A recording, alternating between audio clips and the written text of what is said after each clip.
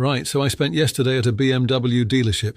Brand new 3 Series, £42,000, beautiful car, absolutely lovely. Here's the thing though, within 3 years that car will have lost half its value. The owner will be staring down the barrel of a 4-figure service bill for things with names you can't even pronounce. Meanwhile, my mate Dave, actual mechanic, 20 years in the trade, drives a 2008 Honda Civic he paid £1,700 for, still going strong at 180,000 miles. Makes you think, doesn't it? Today I'm showing you 7 cars under £3,000 that mechanics actually drive. Not what they recommend to customers to make commission, but what they trust enough to park on their own driveway. I've spent the last month talking to mechanics, scrolling through Auto Trader at 2 in the morning like a lunatic. And yes, I've actually bought one of these cars myself. We're going to talk real prices, real problems, and most importantly, real running costs, because nobody tells you that the cheap car can become very expensive, very quickly. Here's how we're doing this. We're counting down from number 7 to number 1. I'm giving you the good, the bad, and the why hasn't anyone mentioned this before.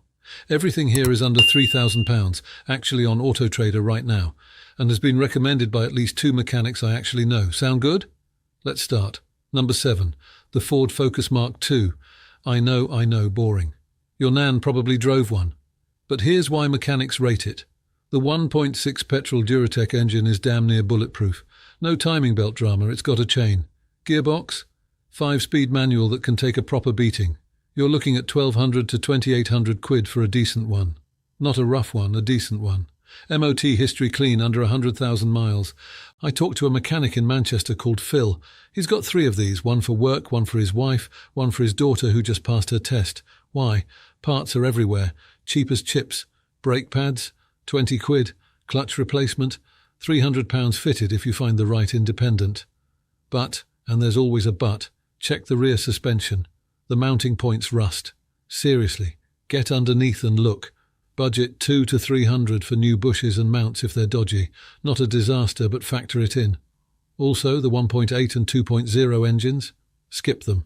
Thirsty and not much faster. Stick with the 1.6. Boring? Maybe. Dependable? Absolutely. Number 6. Toyota Yaris, the car that simply refuses to die.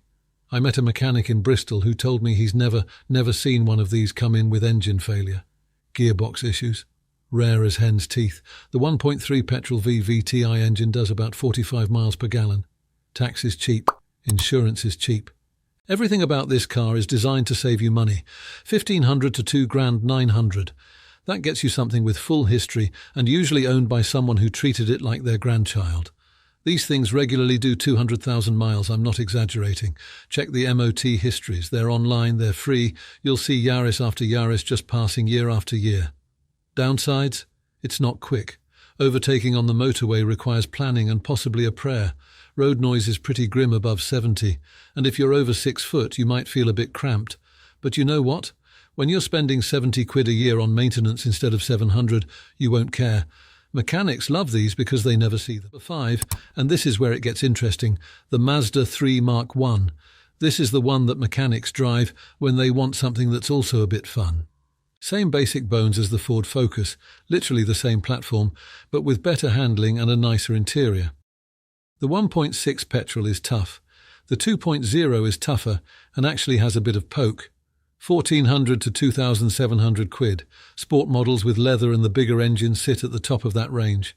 I spoke to a mechanic called Sarah in Leeds. She's been driving the same 2.0 Sport for 9 years, 195,000 miles. Original clutch. Now, here's the thing mechanics know that buyers don't. Rust. Mazda used recycled steel in this era. Noble idea, environmental and all that. Problem? It rusts like it's going out of fashion. Check the rear wheel arches, check the sills, get under it and check the rear subframe. If there's welding, walk away. If there's surface rust, budget 300 to 500 for treatment before it gets worse. But if you find a clean one, and they're out there, especially from down south or garage kept, you've got a reliable, good-looking, genuinely enjoyable car for the price of a week's holiday. Number 4. Honda Civic.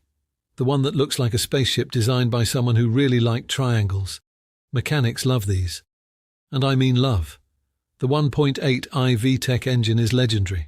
Timing chain, not a belt. Runs to 250,000 miles without breaking a sweat. I've seen examples with 300,000 still going, 1,600 to just under 3 grand. The Type S models with the 2.2 diesel are tempting, but stick with petrol, trust me. The interior is weird, right? Dashboard in the middle, dials up high. But you know what? It works. And those magic seats in the back, they fold about 15 different ways. Genuinely useful. My mate Dave, the one I mentioned at the start, his Civic has cost him 400 quid in 3 years. That's everything. Servicing, repairs, MOT work, the lot. £400 in 3 years. Let that sink in. What goes wrong? Aircon compressors can fail, 600 quid fitted. Alternators can go around 140,000 miles, 200 quid. But here's the thing, those are the big problems, that's it. No head gaskets, no gearbox failures, no mystery electrical gremlins. Find one with history, check for rust on the rear subframe, same issue as the Mazda, and you're golden. Practical, reliable, cheap to run. Right, quick thing before we get to the top 3. If you're finding this useful, do me a favour, hit the like button. Helps more people find this stuff. And drop a comment with what you drive and what it's actually cost you. I read every single one. Okay, top 3. These are the ones mechanics guard like trade secrets. Let's go. Number 3, the Skoda Octavia. The car people buy when they realise badge snobbery is expensive. This is basically a Volkswagen Golf. Same platform, same engines, same gearboxes. But nobody wants a Skoda badge, so they're 2 grand cheaper. I'm serious. The 1.9 TDI engine in this, exact same lump as in the Golf, the Passat, the Audi A3, the one that'll do 500,000 miles if you change the oil, 1,800 to just under 3 grand. That gets you an estate with full history and all the space you'll ever need. Mechanics with families drive these. Why? Boot space like a small van. Tow rating of 1,500 kilos. Fuel economy in the 50s if you're gentle. I talked to a mechanic in Scotland, guy called Ewan, who's put 2 kids through university running the same Octavia diesel, 280,000 miles. Only major work? Clutch and flywheel at 200,000. Speaking of dual mass flywheel, budget for it.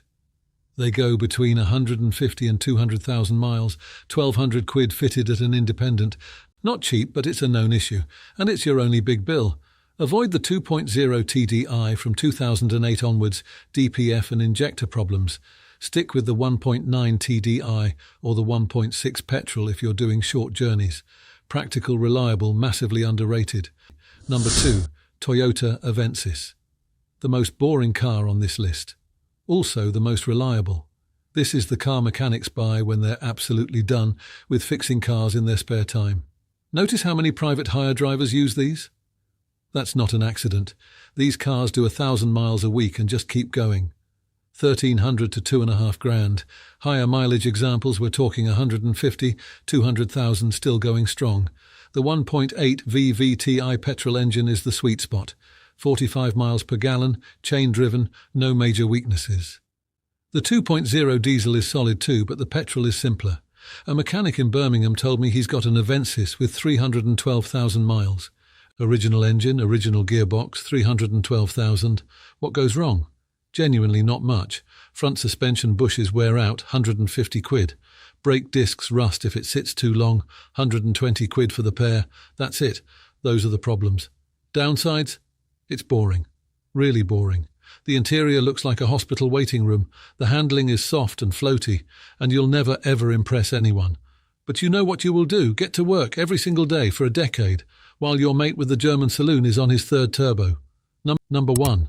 And this might surprise you, the Lexus IS200. This is the car that mechanics buy when they want something reliable and something they actually enjoy driving.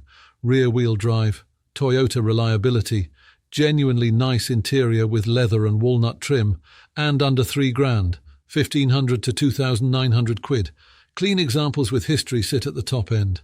Under the bonnet, a 2.0-litre straight 6, smooth as silk, chain-driven, no turbos, no superchargers, no complications, just a beautifully engineered, naturally aspirated engine that'll run forever.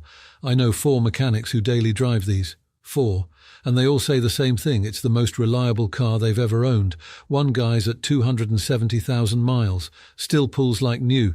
The interior still feels upmarket. The seats are comfortable for long drives. The stereo is decent. Climate control still works. Everything just works. But there's always a but. Rust. the IS200's Achilles heel. Check the wheel arches, the boot floor, and especially the rear suspension mounts. Structural rust will fail an MOT. Surface rust is manageable. Deep rust is a deal-breaker. Find one from down south, garage kept, with solid MOT history. They exist. You might have to wait, but they're out there. Fuel economy isn't amazing, high 20s, low 30s. Insurance can be steep for younger drivers. But if you're after a reliable rear-wheel drive, genuinely enjoyable car for under $3,000, this is it. The one mechanics trust. The one that makes you smile on a back road and never lets you down. So there you go, 7 cars under $3,000 that mechanics actually drive, not just recommend, drive. Notice a theme? They're all simple. All have chain-driven engines or diesel lumps that just work. All have parts you can actually afford.